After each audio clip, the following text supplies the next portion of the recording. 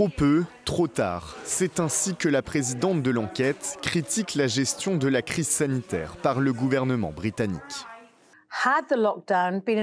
Si le confinement avait été mis en place une semaine avant le 23 mars 2020, les données suggèrent que le nombre de décès en Angleterre lors de la première vague jusqu'au 1er juillet aurait été réduit de 48%. Cela représente environ 23 000 décès en moins.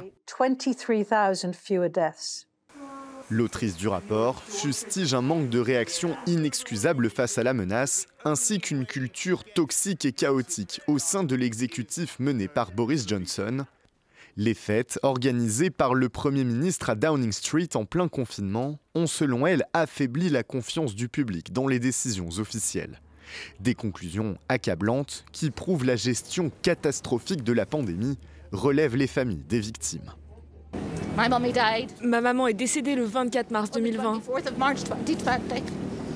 Et la présidente de l'enquête a clairement indiqué que si le confinement avait été instauré une semaine plus tôt, des personnes comme ma maman auraient été sauvées. Avec 226 000 morts causées par le virus, le Royaume-Uni a enregistré l'un des pires bilans d'Europe. Le rapport préconise des mesures pour mieux gérer les futures crises. Des recommandations que le Premier ministre Keir Starmer a promis d'examiner attentivement.